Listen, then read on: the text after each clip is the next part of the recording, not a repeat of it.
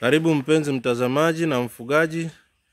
Katika kipindi cha leo tunaendelea kujifunza mbinu bora za ufugaji, na leo tunaangalia mfano wa usanifu wa mabanda ya ufugaji wa kuku, hasa kuku wa nyama au broiler. Hili ni banda ambalo mfugaji ameshalijenga kama unavyoona. Hapa limewekwa maturubai kwa nje kwa ajili ya kutunza joto kwa sababu tayari kuna vifaranga. Ila hili ni banda ambalo liko wazi. Kwa hiyo taingia ndani ili tuweze kuliona usanifu wake. Kwa hiyo kama ambavyo unaweza kuona humu katikati kumewekwa hizi mbao ndogo kwa ajili ya kusapoti paa kama unavyoliona. Lakini katikati pia kuna nguzo za mtindo huu kama unavyoona zimewekwa hapa kwa ajili ya kulisupport ili paa. Lakini kama unavyoona paa ni moja kwa moja, au watu wanapenda kuita slope, yani huku kumeinuka alafu na huku ni upande wa chini. Kwa hiyo limetengeneza slope ili maji yaweze kutiririka vizuri. Na juu unavyoona kumepigwa hizo mbao za paa, na kuna miti inayolitegemeza ili banda kwa upande wa pembeni kwenye nguzo kama unavyoona. Kwa hiyo kuna nguzo hii, alafu kuna mbao za katikati, sehemu nyingine kumewekewa miti kama hivi. Kwa hiyo unaweza kaamua utumie miti au mbao kulingana na maeneo na design, lakini miti, mbao yote vinafanya kazi vizuri. Lakini zaidi nilitaka nionyeshe chini. Naona kama huyu ameweka kama matofali mawili hapa, na hapa ni kama matofali matatu kwenda manne, na kwenda chini ni matofali matatu au mistari miwili mitatu kwa ajili ya kujenga msingi. Kwa hiyo kama ambavyo tunasema inategemeana na eneo ulipo, hali ya hewa. Hapa tuko mkoani Pwani.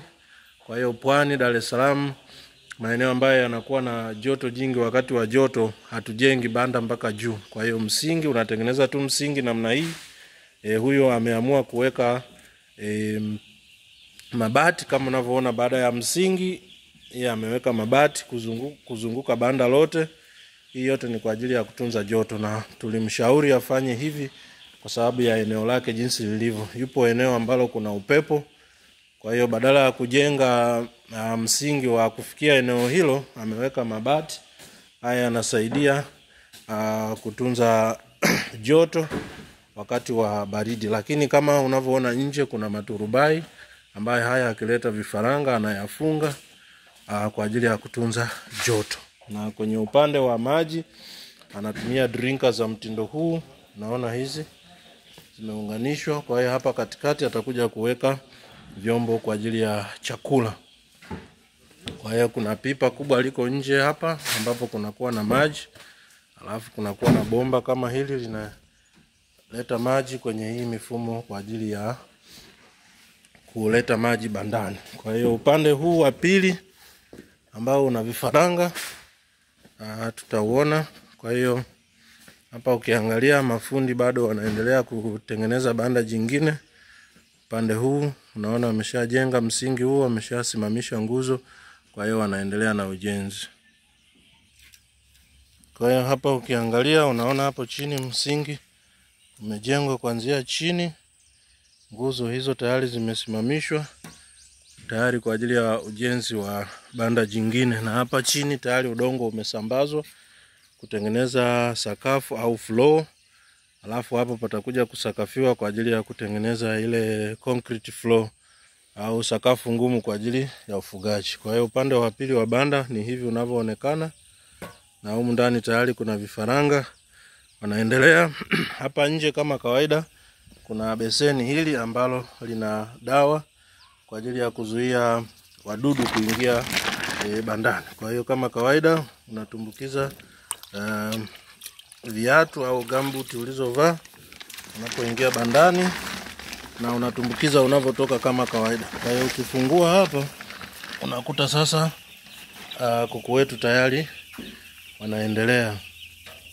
Hapa nilikuwa nataka niwaoneshe pia mifumo ya kutunza joto bandani. Kama ambavyo tunajifunza, vifaranga wanahitaji joto, na ni nyuzi joto zinazohitajika kwa ajili ya vifaranga husika. Kwa hiyo ukiangalia hapa tunatumia njia zote mbili.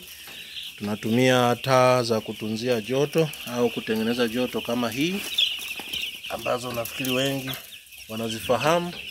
Alafu pia tunatumia vyungu vya namna hii, kama unavyoona hapa ni ya moto. Kwa hiyo vyungu vya namna hii, na vifaranga wetu ni hawa hapa, wazuri, wamependeza, wanafurahia mazingira mazuri. Maji kama unavyoona, mfumo wa maji.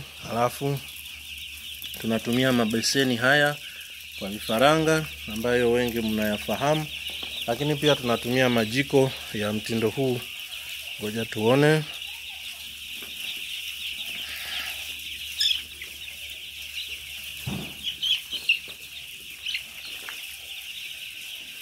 Jiko hili pia unaona, tunatumia majiko haya pia, yanafanya vizuri pia kwenye ufugaji wa broiler au kuku wa nyama kama unavyoona. Kwa hiyo kuna jiko hili, kuna jiko lile pale na jiko lile pale. Kwa hiyo ukiangalia hapa, kwa sababu bado ni vifaranga, banda letu ni kubwa mpaka kule upande wa pili tulikoona. Kwa hiyo tumezuia hapo kwa sababu hapa vifaranga wanatosha. Kadiri unavyokuwa na eneo dogo, inakuwa rahisi kwa ajili ya kutengeneza joto. Kadiri banda linavyokuwa kubwa, inakuwa ni ngumu au unahitaji vyanzo vingi zaidi vya joto. Kwa hiyo tunaongeza ukubwa wa banda kulingana na kuku wanavyokuwa, kama unavyoona hapa. Kwa hiyo ukiangalia hapa, kuna msingi huu hapa ambao umeishia hapa. Kuna hizi nguzo zinapandisha na hizo zinazo katisha namna hii, ambazo ni mbao, au unaweza kuweka miti pia midogo, lakini kuna mabati kama tulivyosema namna hii. Kwa hiyo yamezunguka banda lote, na huku juu pia kuna mfumo kwa ajili ya taa kama unavyoona namna hiyo, vizuri kabisa. Kwa hiyo vifaranga wetu wapo wanaendelea na kukua. Kwa hiyo hivi ndivyo unavyoweza kujenga. Kwa hiyo najaribu kuwaonesha mabanda ya aina tofauti na usanifu tofauti, kwamba mabanda hayafanani yote. Kama nilivyosema, inategemeana na eneo ulipo, inategemeana na malighafi ulizonazo kwa ajili ya ujenzi, usanifu wa banda lenyewe. Lakini cha msingi, tunajaribu kutengeneza banda ambalo litawakinga kuku wako na maadui wengine wa nje kama wanyama, lakini pia litaweza kuwapa joto linalostahiki kwa ajili ya ufugaji. Na ili pia kuwa na uhakika, tunaweka vipima joto kama hii, ambapo inapima joto, inapima relative humidity ama unyevunyevu bandani, lakini pia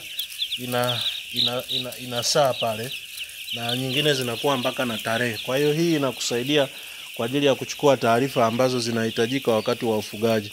Unatakiwa kujua joto ni kiasi gani lililopo kulingana na aina ya kuku ulionao na siku waliopo, yani umri, kwa sababu kadiri umri unavyoongezeka na mahitaji ya joto nayo yanapungua, kwamba kila siku au kila baada ya siku kadhaa kuna kiwango cha joto ambacho kinatakiwa. Sasa inakuwa ngumu kufuatilia kama hauna vipima joto au vinavyopima unyevu kama hiki. Kwa hiyo unakuta na namna ya kuviweka hivi, unaona tunaviweka kati ya chanzo cha joto na chanzo cha joto kingine.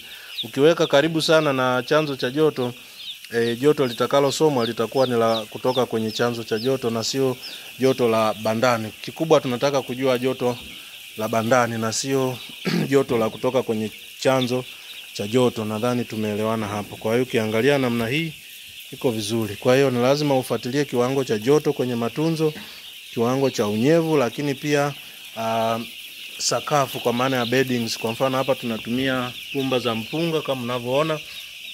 Ni lazima uhakikishe pakavu, hapana unyevunyevu unaoweza kusababisha vimelea vya magonjwa mbalimbali viweze kuwepo na kuku wako wakaathirika. Na mfumo huu unasaidia sana kwenye kutunza maji yasiwe yanasababisha unyevu sana bandani, sababu kuku anakunywa hapo kutoka kwenye nipo au chuchu hiyo hapo. Kama bahati mbaya maji yakidondoka, yanadondokea hapa kwenye kaka sahani na wanakunywa pia tokea hapo. Kwa hiyo maji yanakuwa haya mwagiki ovyo bandani. Kwa hiyo hivyo ni baadhi ya vitu vya msingi vya kuzingatia kwenye ufugaji wa kuku, wawe ni broiler au wawe ni wale wa mayai au chotara kwenye upande wa vifaranga. Lakini kikubwa nitaka niwaoneshe usanifu wa banda, na nitakuwa nawaonesha pia mabanda mengine ili muweze kuona kwamba usije ukakariri kwamba banda lazima liwe la mtindo huu mmoja unaofahamu. Kwa hiyo huu ni mtindo rahisi kwa sababu hautumii gharama nyingi. Unakuta hapo wamejenga tu kuishia hapo matofali, huku ni mbao, kama huyu ameamua kuweka na mabati, lakini pia kuna wavu huu hapa ambao ni muhimu pia. Unaona yeye katumia wavu aina hii. Kwa hiyo mlango unatoka nje unakutana na na dawa kwa ajili ya kuweka miguu. Kwa hiyo kama kawaida unapotoka pia lazima uweke miguu yako kwenye sehemu hii. Kwa hiyo kuna aina mbili kama tumesema, unaweza kutumia beseni ama kuna ile sehemu nyingine hapa unakuta kuna jengwa kama kabwawa kadogo kakuweza kuweka dawa namna hii. Zote zinafanya kazi, lakini ile ya kuweka kabwawa hapa ni nzuri zaidi kwa sababu ile inakuwa ya kudumu.